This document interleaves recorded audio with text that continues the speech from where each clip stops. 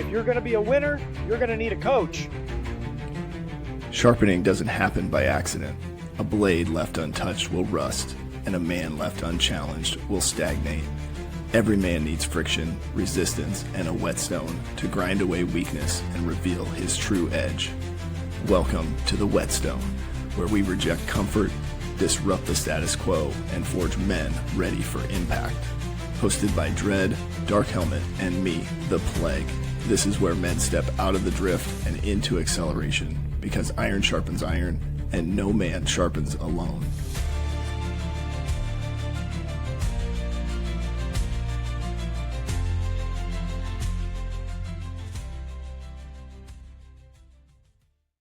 I couldn't help but think, the other day I was out front with my girls, and they wanted to paint my toenails. And my girls used to do that so get this, you'll think this is, you might appreciate this. And as Pax may or may not know, right? You're a dad of 3 daughters. Yeah. And I too am a dad of 3 daughters. Ironically enough, Dread also not with us today. He is covered up in the world of mammon, but he also is a dad of 3 daughters. Yeah. So there's just, it was a requirement for this podcast. I think it was I joked a couple weeks ago, maybe it was off mic, but we got to start a podcast called 9 Daughters. But anyway, but my girls used to love to do that before I would go on, like, do a big race. Yeah. So they'd be like, Dad, you're going to do a Spartan. We got to paint your toenails for good luck. Dad, you're going to go do a grow ruck. We got to paint your toenails for good luck. So anyway, when they were little, obviously. Yeah. So. Yeah. Well, I was just, we so were out in the front yard. They want to paint your toenails. They want to paint my toenails, and I made sure that they didn't get any toenail polish on these special socks that I had, but I thought corrective socks. Or I what should kind of socks? I should ask. I thought I should ask Helmet if our mud gear socks will they get damaged by toenail polish like every other sock, or would they withstand? I don't know. I don't know that I've tested that personally, but here's what I believe would happen. What have you tested? What have I tested? Yeah. I've tested on all kinds of things. But here's what I believe. I believe that a mud gear sock would take one look at that polish, and it would say, polish, if you were to get on me, and if you were to color me in some way, it is because I allowed it. Yep. Not because you chose it. Just understand that, polish. That's between you and me. Yeah. Because mud gear socks are very tough socks. Yep. That's just kind of the deal. They also happen to be the official sock of F3. I pictured the sock just looking back, and it would just say, "Good," in like a deep Jocko voice. Exactly. I got toenail polish on me. Good. Well, I got to be honest with you. Life's too short to wear crappy socks. Am I right? I would agree. Yeah. It's funny though, sitting here and endorsing things. But I listened to, and I don't know when this will play exactly. It may not play before Iron Pax starts. And so if we miss the beginning of Iron Pax, that's just the way it goes, I guess, and that's life. But Iron Pax is beginning. Yeah. And Huckleberry had Ben Gay out of Greenwood on the COT podcast, which, by the way, folks, Whetstone is not the only F3 podcast. That's right. And I don't think that you thought that necessarily, but there's a lot of good podcasts. You should listen to them. The Him podcast, The Hunt for Wellness with Bones, the COT, right? There's some good podcasts that are out there. Stuff worth trying's coming back with some episodes too. Oh, get out of here. I thought those guys were sleeping. Yeah. So he had Ben Gay on, and it made me think of the fact that I hate Iron Pax. I think it's horrible because it causes me great pain and suffering. But I love Iron Pax. So since we're endorsing things, I want to endorse not just the socks, but the other F3 podcasts and your participation, friends, in the Iron Pax challenge. Yeah. And you should really get in there and just embrace it. Are there men who clearly are middle-aged dads that must be some sort of Olympic athlete? Yes, absolutely. Is that real? I can't speak to what a man's performance is or is not, but I can tell you this. You'll get in there. First of all, it's amazing to me that there's going to probably be, there'll be 3,000-4,000 guys that'll sign up to do this. which is bananas. Yeah. Right? That is the largest thing that F3 does. And so I super encourage you to do it. If you're new and you don't know what that is, ask a guy who's been around a while. But they are horrifying workouts. They happen on once a week. And this year it is, they are all red workouts. So remember everyone deployed, right? So they are all going to be hero WODs. Well, they'll be based on hero WODs. It'll be, depend, but they're going to modify them so they fit in the time and whatever. But they'll all be based on hero WODs so that we remember everyone deployed. Nice. And but it's just a fantastic place to build a little camaraderie. It's a weekly CSOP almost in a way. Yeah. So I highly encourage guys to do that. And so if you're out there, get on the Twitters, follow Iron Packs, and then I don't know if you've seen this. There is something called aluminum packs. I was just gonna say you can only do Iron Packs if you follow aluminum packs on X. Yeah. Because pretty much, and I don't look every day, but pretty much everything that Iron Pack says, and when guys post anything and tag Iron Packs in it for the season, aluminum packs will have something snarky. I was going to say witty, but sometimes it's not that witty. Now are you the aluminum packs? I don't know that anyone knows who the aluminum packs is.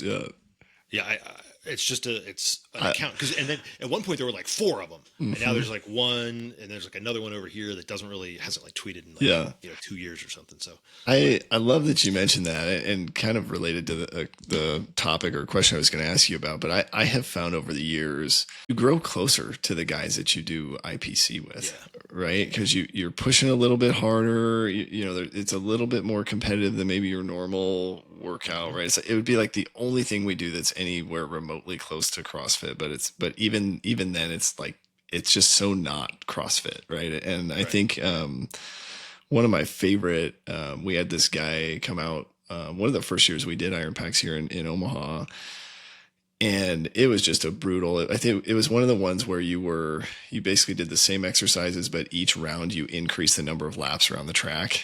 So like the last round you're doing four laps around. It's like a full mile before, And you end up seeing like as guys finish, the guy who was sort of the back, who was the 6, right? You just see guys start following in line. And then by the end, this guy's trying to finish and he's got this whole group with him, and just this beautiful picture of what we're all about, And that's the thing. Like, I think if you do Iron Packs right, like if you get really caught up in the, Schmidlap out of Fort Chiswell posted a time that is physically impossible because I did the math and I know how, if you're going to get all caught up in that, bro, look, I don't blame you.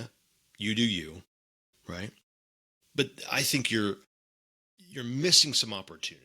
I don't think it's wrong. I'm just saying I think you're missing some opportunity, because I think there's opportunity there to, exactly like you're talking about, to grab a guy who has, maybe he's new to F3 and this might be the hardest thing this guy has ever done. And he's out there and he's giving it his all, and you have an opportunity to be there and to share in suffering with him. That's a big deal.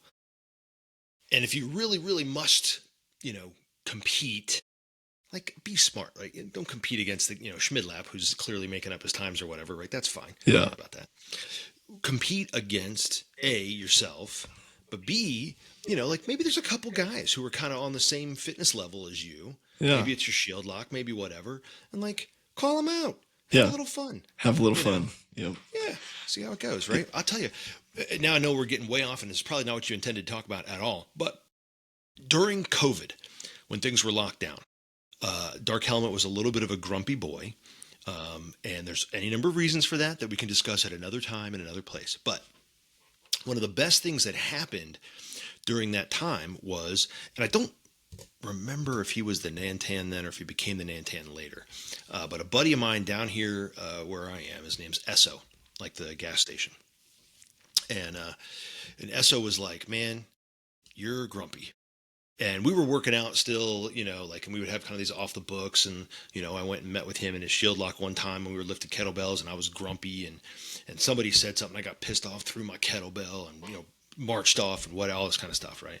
He's like, man, we got to do something to whip this guy into shape, get his head back in the game.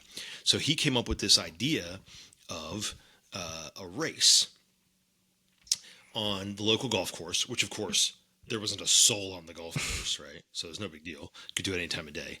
And it was, we ran all 18 holes, and for this golf course, I think it was roughly just north of 6 miles or just right around there, right? And at every tee box, you did 10 burpees. So it ended up being, 180 burpees. Nice. And 6 miles. And so it's a pretty healthy, Yeah. And he was like, I challenge you to a race. And that was enough for me to focus and be like, okay, I can, get out of my own way long enough to run this race and do this thing. And a bunch of guys ran with us. Some only ran part, I actually Slaughter, the emeritus, Nathan Emeritus, was like my running buddy. He's way more fit than I am, so he had no problem running and doing the burpees while I'm trudging along doing my best. And Esso had somebody run with him, and so we had kind of a partner on the course. But then there was probably, I don't know, half a dozen other guys who came and just ran either part or all of it with us because they wanted to be out and they wanted to see who was going to win, right? And a lot of them were waiting at the end when we came through and finished the race and everything. And so it was just like this little bit of competition. Clearly didn't mean anything. I think we bet a steak dinner on it. Nice. Neither of us. It's a healthy wager. We ended up. Yeah, we called it a tie at the end ultimately, and I don't think either one of us, we never paid each other, whatever, right? Yeah. But leading up to it, it was something for me to focus on, and I made I had an F3 shirt, and my wife has one of those presses and whatever, and so I put on the back of the shirt, I like my steak medium rare with this big picture of a steak, because I was like, well, you're going to be looking at that the whole time. My back. So that'll remind you how I want my steak after I beat you. So it was just something to focus on, right? And I think you could have a similar kind of just a fun time with something like an Iron Packs. Yeah. The other thing I would just tell guys, the guys in Greenwood do a great job of keeping archives of all that stuff. And if you're on the queue and you're looking for even just the structure of those workouts, I have gone back and and I'd be like, okay, let me use this structure. I'll put different exercises and we won't time it, right? But it's just really well done. I've just always appreciated it. I think. Well, and that was something I learned on the podcast is, Ben Gay was like, we start in June, like every Saturday is like, okay, here's another iteration. Let's try this. How does this work? And that's where things like the Murder Buddy got invented. Right. Yeah. All these it's crazy. All these things that they came out of just little old Greenwood. Yeah. I love it. It's peak F3. It's awesome. Well, it does kind of relate to what I wanted to chat with you about today. Last episode, we were talking about, kind of this idea of and not idea, this is my current reality is okay, so I put in my application and I'm just waiting, What's the latest? Nothing. Yet. But in that, what I really got out of our talk last week was just I want to live on mission, right? And so then in order to do that, I need to really simplify. I need to find out what I'm good at, and then I need to simplify my mission so that I can each day kind of go through it and say, did I do that yesterday? And a couple things before we started recording, Helmut, you were really starting to explain why it's so important for us as men to know our identity and our purpose. And I wonder if you would just maybe start there, kind of unpacking that. I just have this sense of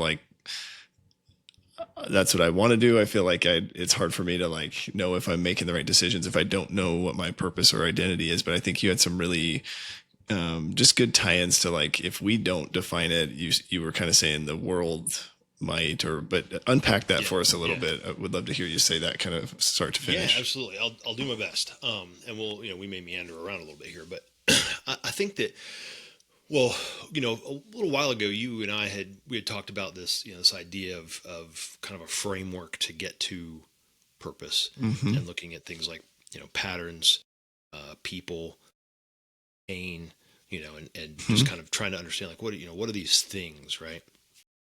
And that sort of define us, make us who we are, that we can then draw on to see okay, this is guiding me toward understanding who I'm supposed to be and what my purpose, really is.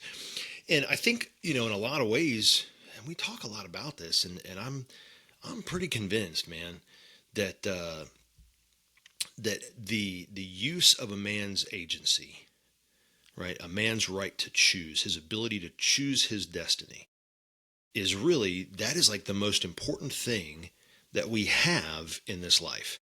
That is it. Because when you really get down to it, depending on what your belief system is, right? All the things that I have are really blessings that were given to me. They could turn around tomorrow and be gone. You know, my house could catch fire, right? I could lose my job. Oh, please no, but you know, right? Right? Yeah. But it could happen, right? So I don't really have a lot of control over those things and what happens to those things or what happens with those things. The only thing that I have that is truly and uniquely mine, that I own, that no one has any control to change, is my will, my decision. You know, I get to choose. So my house burns down. I get to choose how that affects me, what I do from there. I can't choose whether the house burned down. That's not the point. Right. But I can choose to not let it be a thing that happened to me, right? Where I just go, oh, woe is me. You know, my things are gone and now I'm a shell of a man and nothing matters anymore and blah, blah, blah. Or, right, I can make a different choice. And there was in fact, I was talking to my wife about this earlier because a buddy of mine came over and you'll be pleased to know, Plague, the book begins. Yes. I have begun work on the book, which is great. But he came over, we were talking and I was talking to my wife and I said, you know, it's kind of like if you don't know your purpose, if you don't know what you're here for, then you can't really choose whether or not you're living it or not, right? Mm-hmm. You can't say, well, I know that I'm making a concerted effort. I'm intentionally doing these things that I am for. Like, you're kind of subject to whatever happens around you to some degree because you don't know if that's the thing you're supposed to be doing or not, right? Yep. And so it's kind of like, I think it was Jordan Peterson said, you know, he was like, it's not virtue if you're nice because you're a harmless man, you're just nice, right? Yeah. If you're not capable of horrifying things, if you're not capable of great danger, if you're not capable of violence and all those sorts of things, then your niceness isn't virtue. It's nice. It's not bad. Like, we're not mad at it, you know, but you're not making a choice to do that, right? You're just nice because you're harmless and that's just what you are. There's nothing, right. You couldn't be any other way. You're not making a choice because you're just being what you are, you know, right? And in the case of what we would consider, I think, a truly masculine man, you say, I am capable of, you know, these other things. It is in me, these, whether that's, you know, being dangerous, whether that's even just sin, you know, of any kind. Like, I'm capable of cheating on my wife, but I surely choose not to. Mm-hmm. Right. But if I had no testosterone in my system and I had been castrated or something like that, you know what I mean? Like, it's not as much of a choice, right? You're not doing it because it's just not in you, right? But since I have this ability and it is in me that I could do these things, but I choose not to, that's virtue, right? And so in a similar way, a man can't be truly virtuous unless he knows his purpose and then acts on purpose. If he's choosing to do those things that are good because they are his purpose, then that is good, right? He is capable of the otherwise. But if he doesn't know what his purpose is, then does that make sense? Yeah. And I can definitely relate to that because I know have been seasons of my life where I was really unclear. I was not that I'm crystal clear now, but I was more unclear than I am today what my purpose was, and that caused me, I think, to abdicate decision making to various things. Yeah. Right. And I think you'll hide under it with, you know, addictions. You'll avoid it with, you know, whatever it might be to try and assuage this dissonance that you feel in your head, right? Mm-hmm. Of like, man, I know that I don't like this, but I don't want to be like that, you know? Right. Yep. But so I think that's the thing. And so a guy who is really seeking, and I think seeking is the most important part, right? That you're consciously and intentionally working toward it. Like, you are seeking to understand. It may not be, as you say, like that I have full understanding and complete, you know, whatever. Like, look, I still think I'm refining mine, you know, based on even a couple episodes that we had, you know, whatever that was, a week or two ago, you know, where I was like, man, I said, you know, I always love it when we're sitting here and the three of us are sitting here and you can almost watch, like, we all start talking about something and then it's like, hey, wait a minute. I don't think I've said it that way before. That's pretty good. Like, like there's like these little light bulbs that come on in us, like, and I watch it Dread a lot. He's like, hey, that's an idea that was like baking. And then, we've just hit, something that's a moment. But yeah, where, I'm still refining what I'm thinking about and what I'm doing, and as dialed in as I feel like I am on a lot of things, like, I still think there's constant refinement and constant adjustment. And the other part of that is, I think conceptually it's the same idea that, there is your personal purpose. There's the reason for which you exist, the thing that that guides all other things in what you do. And then there are certain missions or tasks that you would need to perform along the way, right? So my mission with regard to my daughter, oldest daughter, that's a good example. My oldest daughter, right, has changed because she got married. Oh, yeah. Right. So my mission with regard to her, or even just my kids in general, changes because their life stages change. The big conceptual idea is that I'm here to protect them and provide for them. And, that stuff doesn't change, but the way that I do it changes. So the mission, the task at hand at any given time in my life and or theirs can change. That will adjust. Right? I'm given a new responsibility at work, let's say. So my mission there has to change because I've been given a different thing to do. My role in F3 will change, right? So I'll have a different mission that will be, that I'll have for that period of time. However, they will all be missions that serve my overarching personal purpose, which, if you take it out one more layer, must be in submission to, or in surrender to, or in service to the grand mission, or the ultimate mission, the ultimate purpose, however you want to phrase that. Right? Yeah. And the ultimate purpose is universal to all men. All men have the same purpose. And it's pretty generic, I think, when you really get down to it, and the phrasing of it, I'm still working on exactly how to say it. But essentially, because guys come to me all the time, they're like, I think my purpose is to help people. And you're like, yes. Good call, Biggin. Yeah, your purpose is not to be a jerk. I get it though. Nice Yeah, yeah. But they really mean it. It's like, no.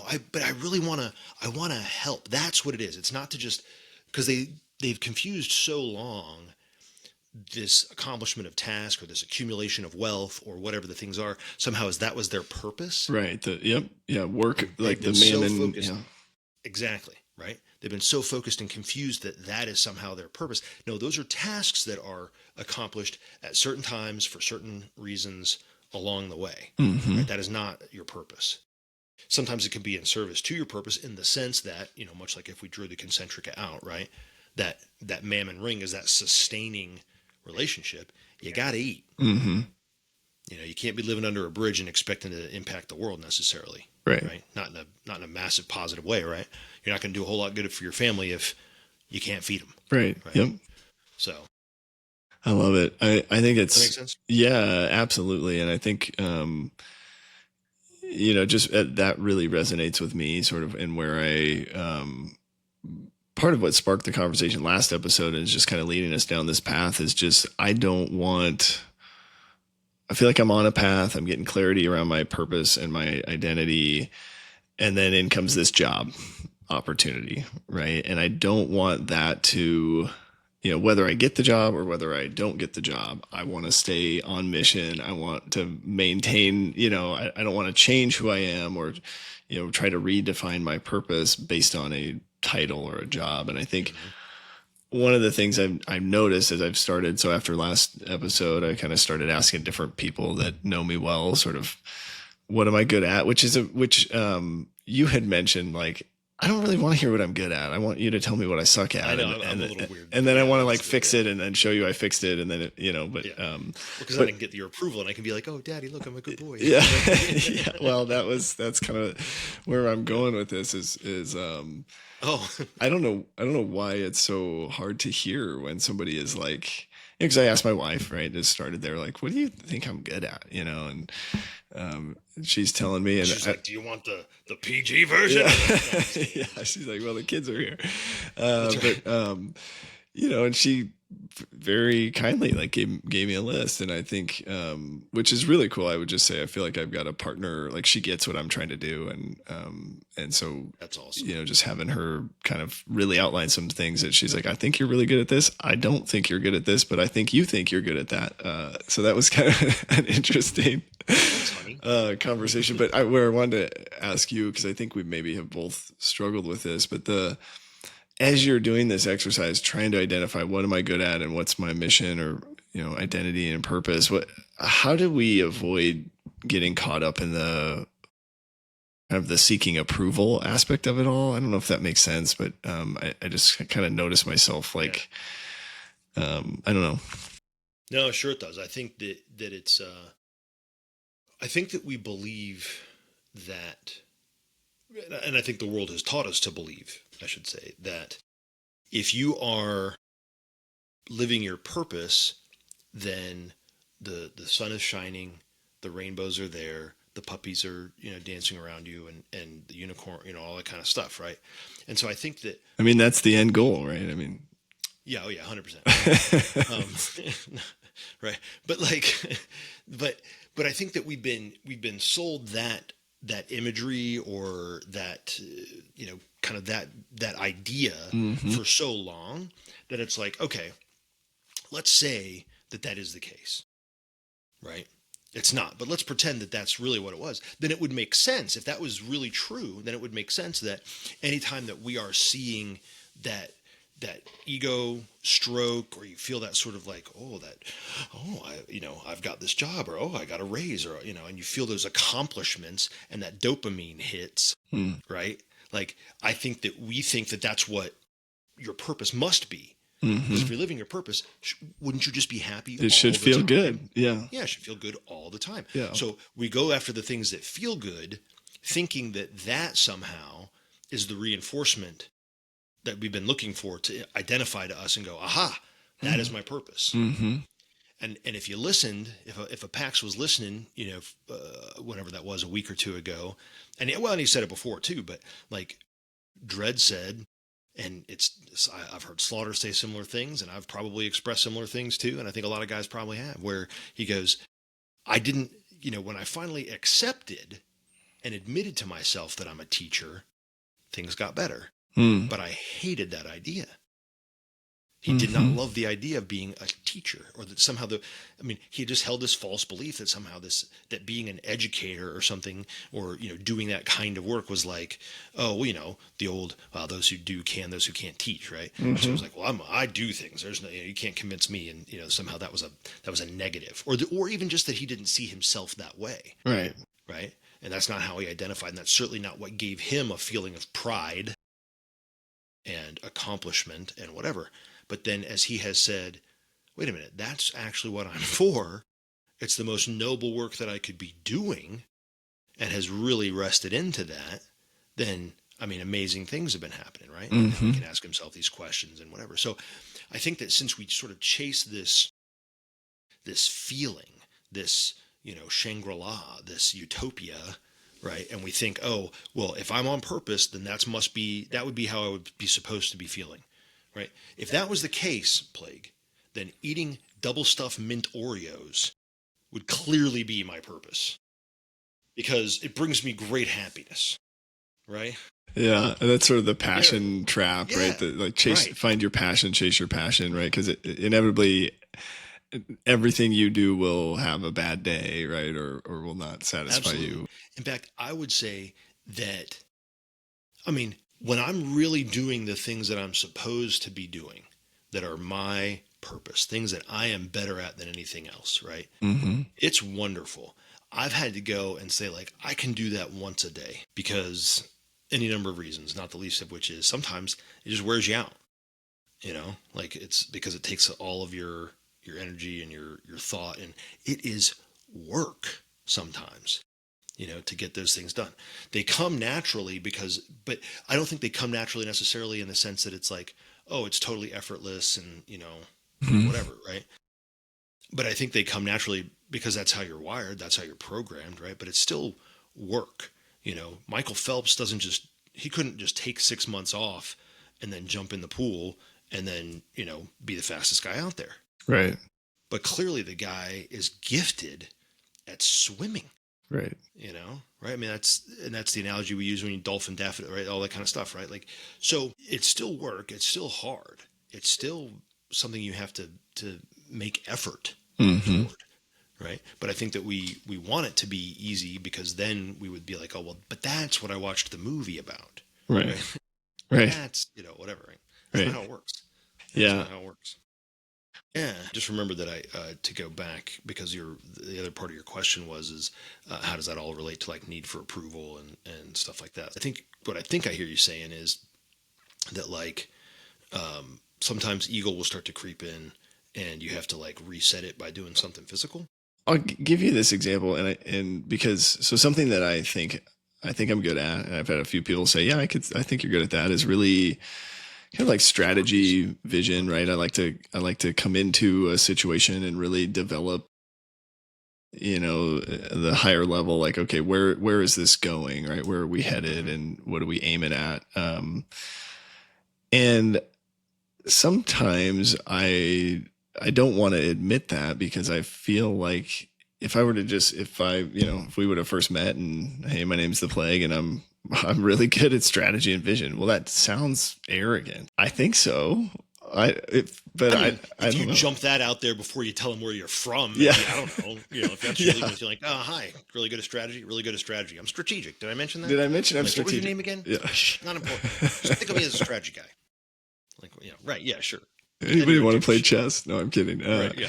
Right. So, and I don't know if that's, so I could go either way. And part of me, this is where I think other people come in and having a Whetstone and having a shield lock and talking to your M, because, I think your ego could surface something that's like, hey, you're good at this, and maybe you're not, right? But I don't know. It's also, it feels like my hesitancy to even just to like, like we were saying, like with Dredd, once he identified and admitted to himself he was a teacher, it feels like I'm hesitant to admit what I'm good at. And it's because on the other side, I'm like, will people approve that? Like, will other people, or do I have to go into every situation? And the thing that I think is my mission or purpose, I'll have to sort of get everybody else's approval in that meeting that they agree, right? Or like, so I don't know. I would be curious your thoughts there. I definitely, okay. That makes sense. That makes sense. And I think that in part anyway, it's like you go, well, I think this is my mission, or I think I'm good at this, but if other people don't think it, then is it really my mission? Right. So first of all, the answer is yes. It doesn't really matter what they think, is it the thing that you do better than anything else that you do, right? You mentioned the idea of like a thing you think you're good at. It's so funny. There's this guy, and he was a sales coach, and to protect the innocent and or the guilty, I won't mention his name, but he really thought he was really good at connecting people. And that's something that he really got a kick out of. Like, he really enjoyed that aspect of like, oh, I brought this guy over to this guy and they met, and now something good is going to happen. And he really saw himself as that kind of person. And so he would get real excited to make introductions and like try and set people up or whatever. The problem was he was great relationally because he knew a lot of people, but he was terrible strategically. Like, he was really bad. And so he would make these connections, but they would have no, like, it would be like, hey, you said the word Excel. And you said the word Excel. Well, you guys should talk to each other. You guys are like Excel guys. And it'd be like, well, this guy's a database administrator, and this guy is, he's a financial analyst. Like, they really don't have anything to talk about. This guy's used Excel one time. He was actually complaining about it. No. Right. Yeah. That was me, whatever. Yeah. Right. You see what I'm saying? So it's like, and so without that piece, he thought he was really good at it. And he was super good at hearing things about people's lives and then hearing it somewhere else and going, oh, I'm reminded that this person also had that thing, and then would stick them together. And they would always be like, why did he introduce us? And we'd be like, I have no idea.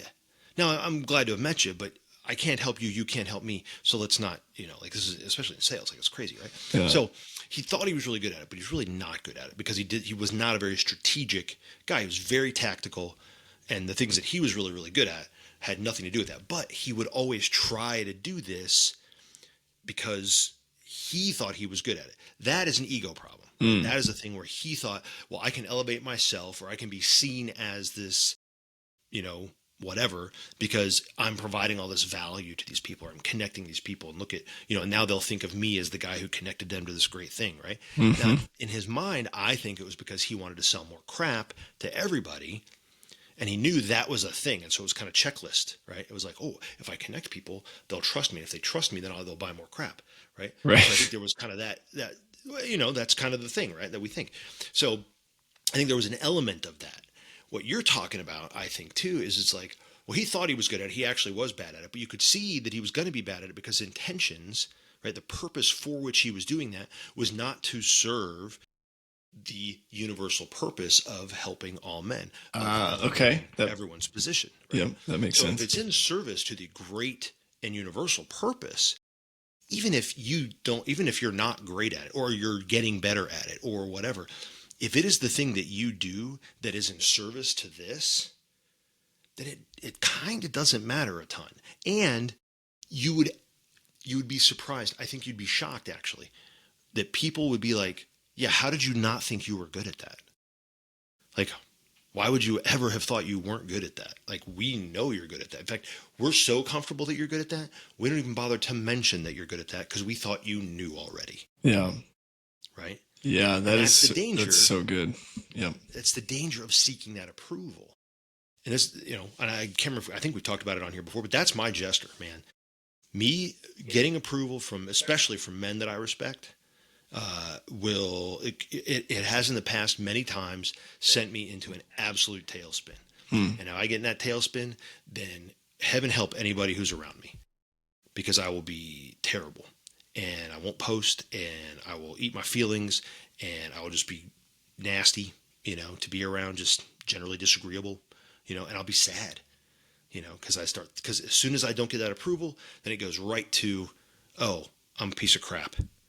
I'm a worthless bum, and I'm not good for anything, and I'm horrible, and, blah, blah, blah. And it just spirals right down that toilet, right? Right. Because that's what was always reinforced. That was always what was told to me, and that's what was kind of programmed in there in early life, right? You get that, I always say, like, from the age of 0 to 8, whatever's in there, that's in there. That ain't coming out. Well, it's so good. And I guess just to clarify, what I think I heard you say was, if you use sort of that universal mission as like a litmus test, right? Does the thing I'm thinking is my mission funnel up to that? Mm-hmm.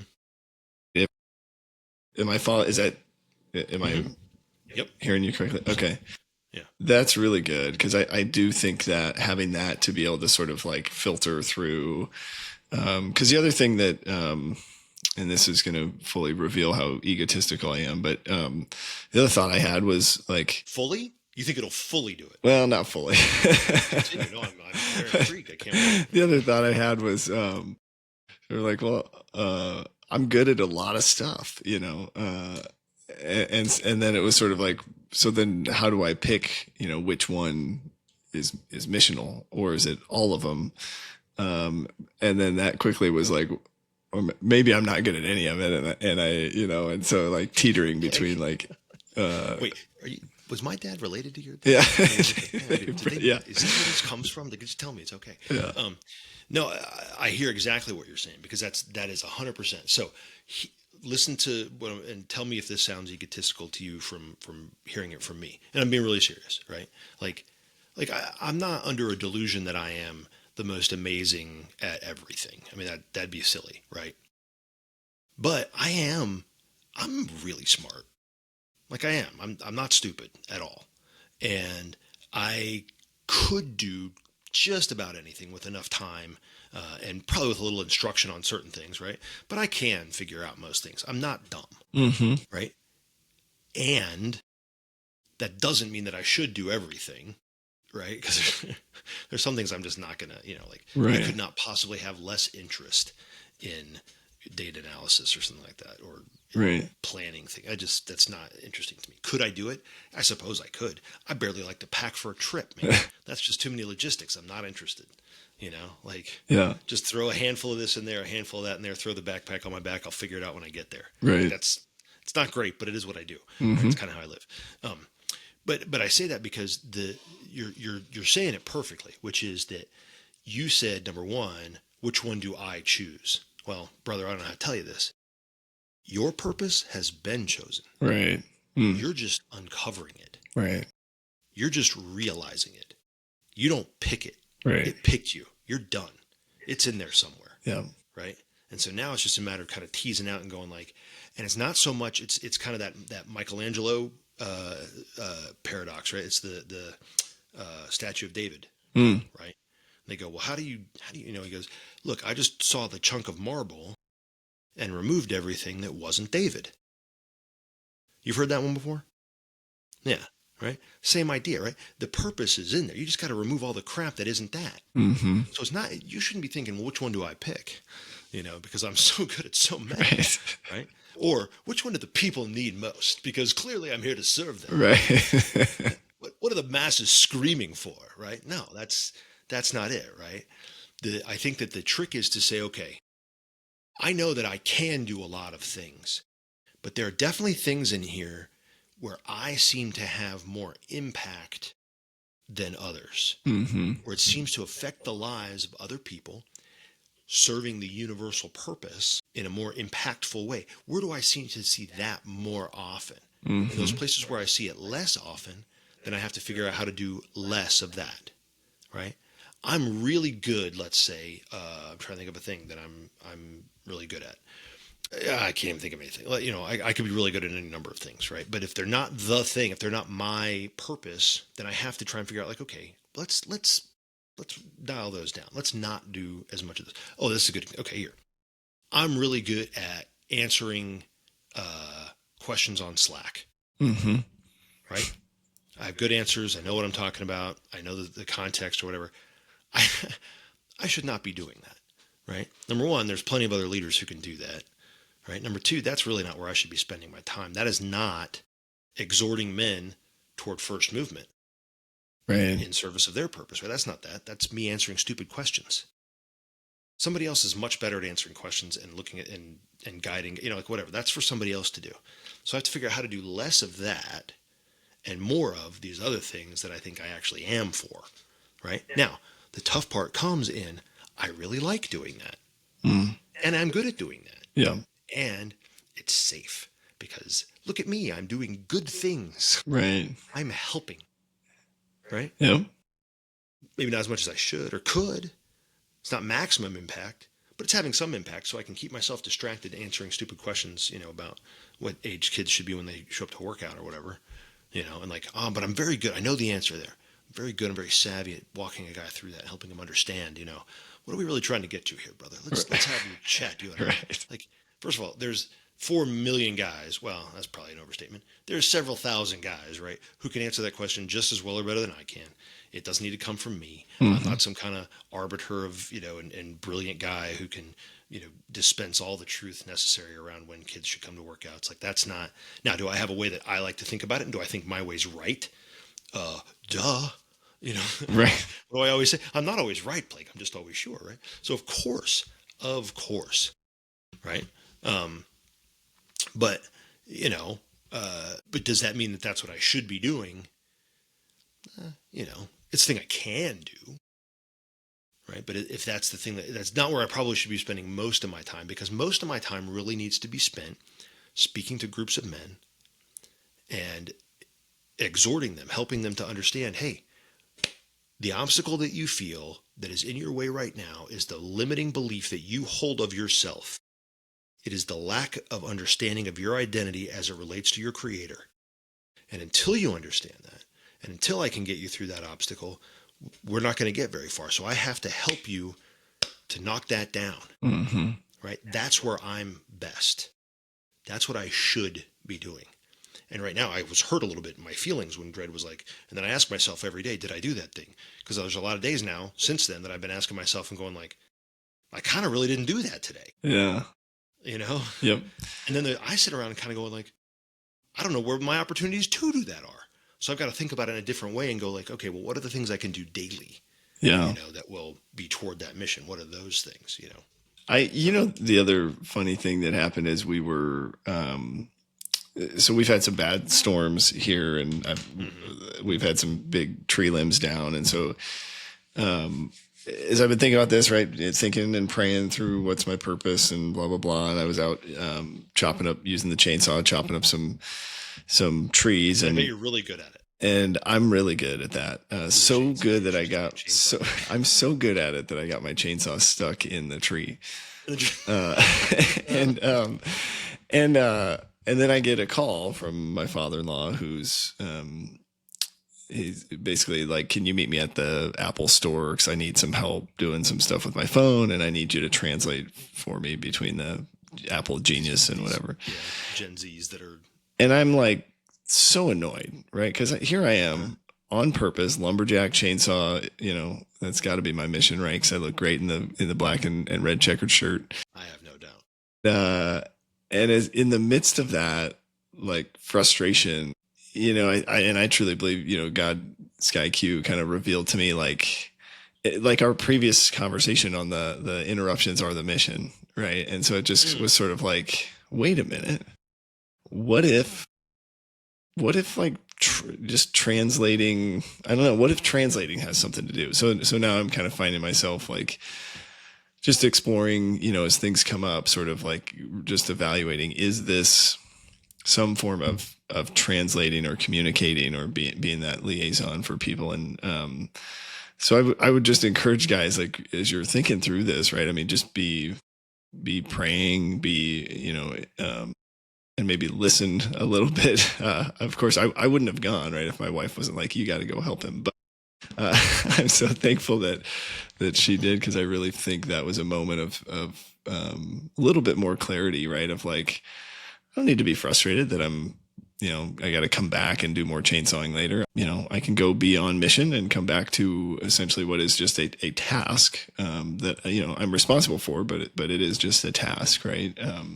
Which was really freeing. And that kind of just reminded me of the whole cycle we were talking about before, right? With, and I won't get it right, guys. I'll have to go back and listen to the last episode on the order that went in. But, the other question I would have for you, Helmut, as you're thinking about just your journey, are there any other, so approval, it sounds like, is maybe something we need to look out for. Anything else that, has come up for you that maybe you found as like a distraction or sort of took you down a rabbit hole that was not productive? Or Yeah, I mean, now again, I wish that I could say, super clearly and just go, oh yeah, I'm on mission all the time, and I'm clearly not. I'm still kind of slogging through this and figuring this out a little bit, as well. I think that I've got a pretty good sense of what it is. I think I've got a little work to do on kind of how do I figure this out to shape it so that it's a daily thing, that there's something that I'm doing on a regular basis that leads to that, whether it's actually the thing or not, but it's putting me in better positions to be able to do those things, or whatever that is. Right. So I got some work to do, and, I've got some refinement to do on exactly how I state it and kind of really what it is, because to your point, right, is it translation? I don't know. Well, maybe it is, right. And not for me, but for you. Right. Yeah. And so you go, okay, well, so let's think about that. What would it be? What is it about translation that is attractive, or that I'm really good at? Is it the actual translation? Is it the boiling down of large complex concepts into simple terms? Like, that's a superpower, bro. Like, that's a thing, like, that you might do that and you just go, yeah, that's just what everybody does. Mm-hmm. Right? No, they don't. Yeah. Right. Trust me. Have you met an engineer? Like, no, they don't even have any concept. They just want to leave it as complex as possible because they don't understand, whatever. Right. So, is there something there? And so there's always this need to kind of keep asking, like, okay, well, what is it about that? Mm-hmm. Is it that, or is it something about that is, drawing me to it? Is it the actual translation, or is it, there's something about translating this that fulfills me? Yeah. And that clearly serves this, this greater mission. Right. Yeah. So I think, when you talk about stumbling blocks, the biggest ones are all, and although one could probably argue that it is the only one in its own way, right? And that is pride. Mm-hmm. Right? Is my own ego, my own pride. For me, I used to think that, well, my seeking approval is not really pride. Like, I don't, how would that be prideful? But duh. I mean, now, the more I look at it, I'm like, well, anytime that I am putting something else above my creator, I'm putting something else above God, right?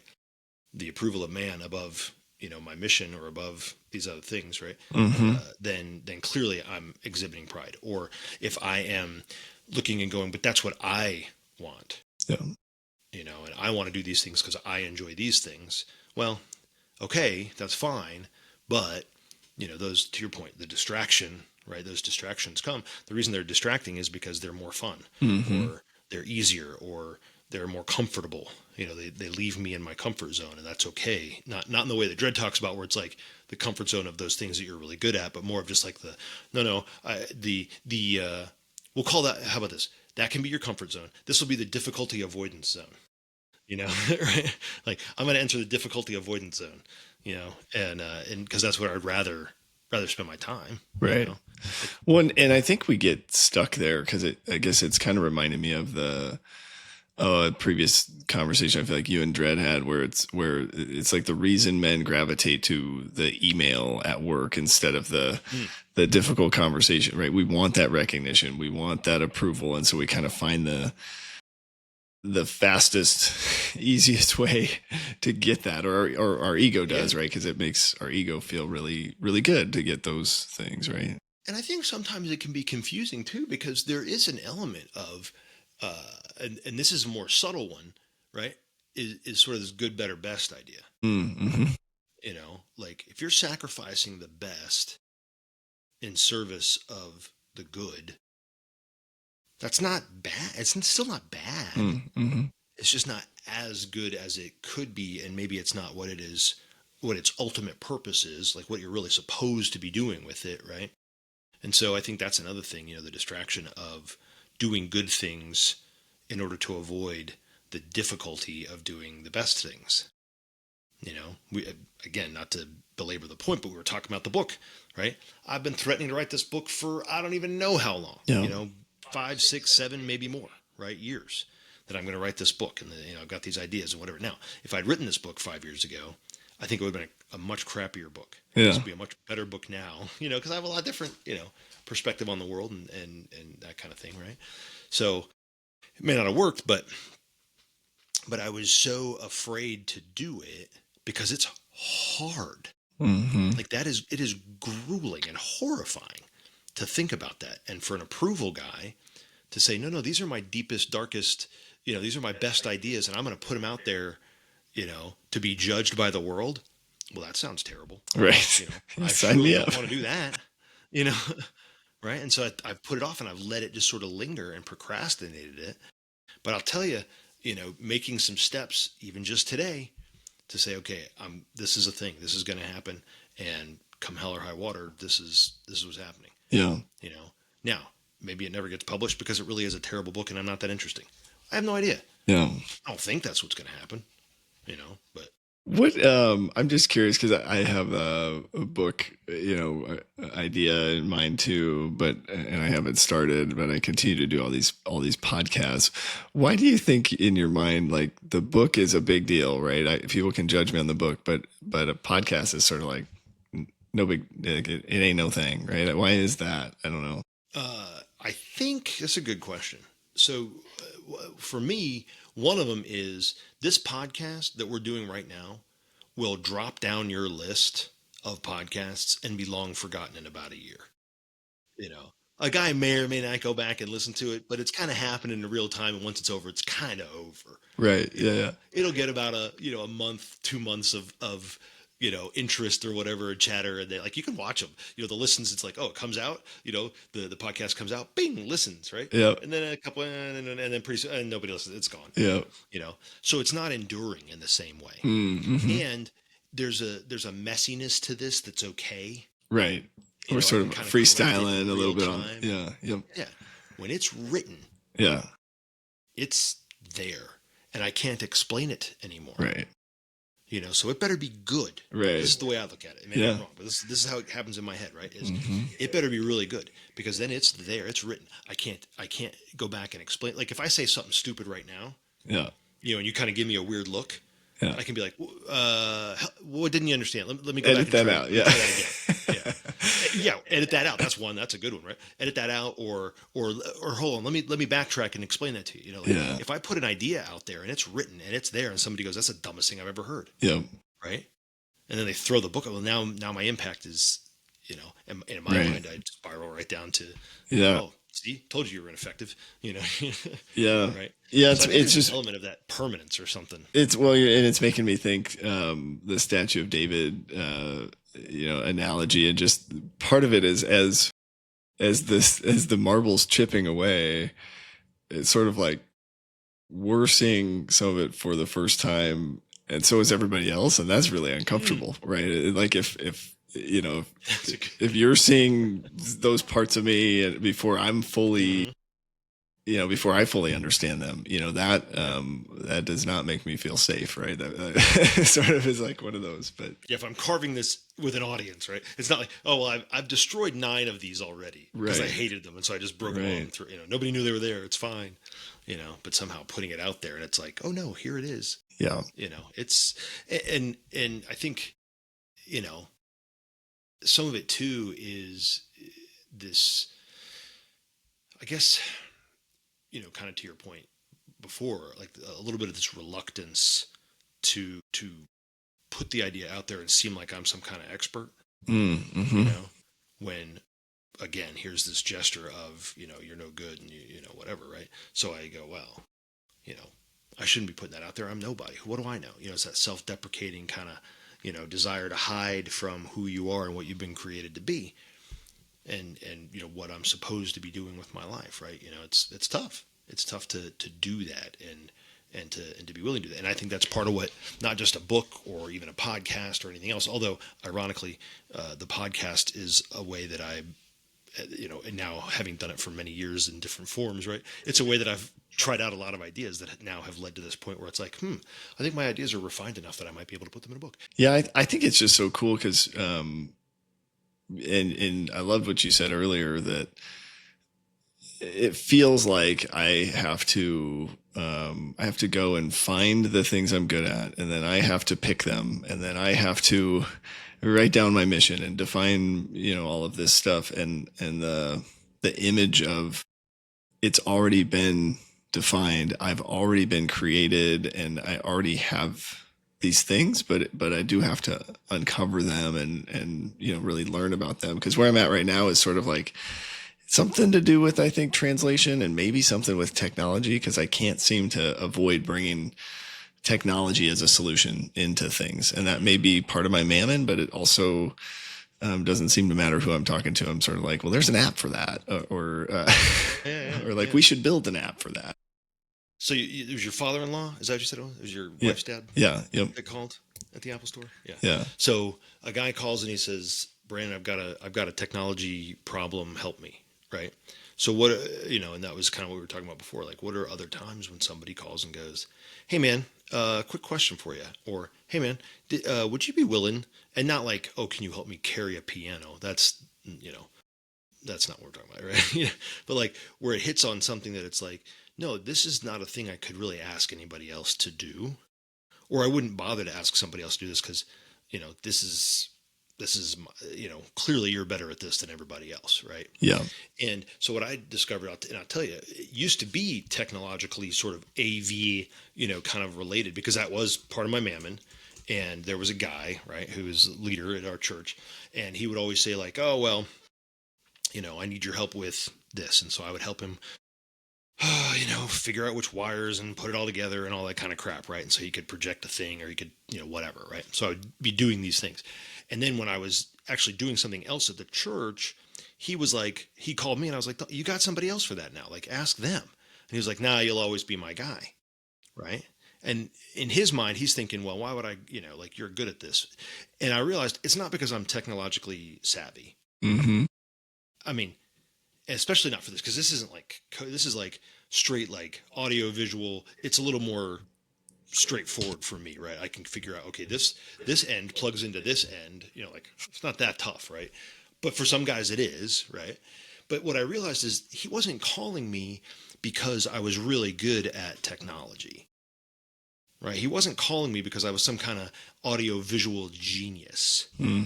He was calling me because he knew that I would figure it out and I would do whatever it took to get it done, right? We would end up with the solution. I would ask whoever I had to ask. I would resource whatever I had to resource. I would be scrappy and come up with solutions that maybe weren't even supposed to be, you know what I mean? Like, so it was these things, you get asked to do these things, and the temptation is to be like, oh, I was asked to translate a thing, it must be translation. That's it. It will never be that easy. Sorry. Yeah. Right?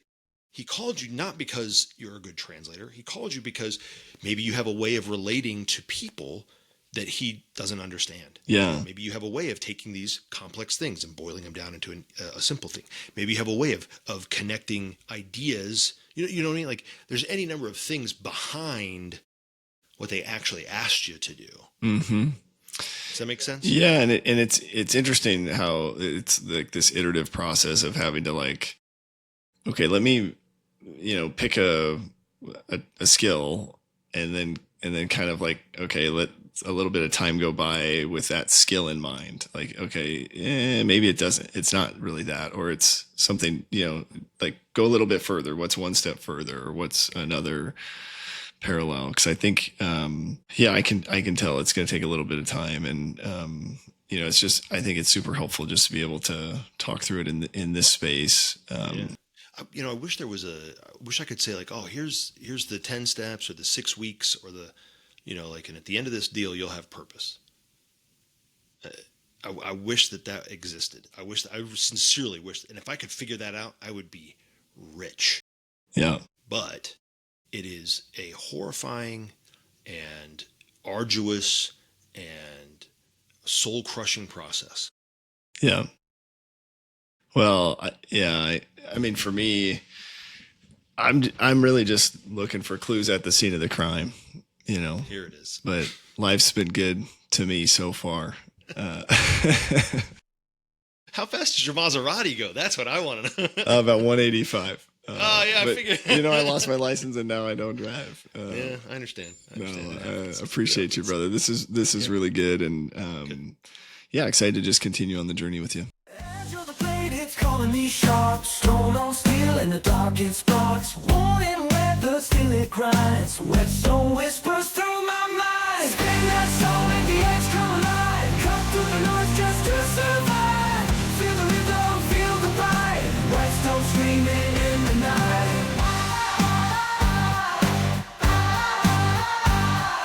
Hands on fire, pushing through the grind. Sweat and sparks leave the past behind. Sharp and ready for the fight ahead. Whetstone house till the hunger's fed.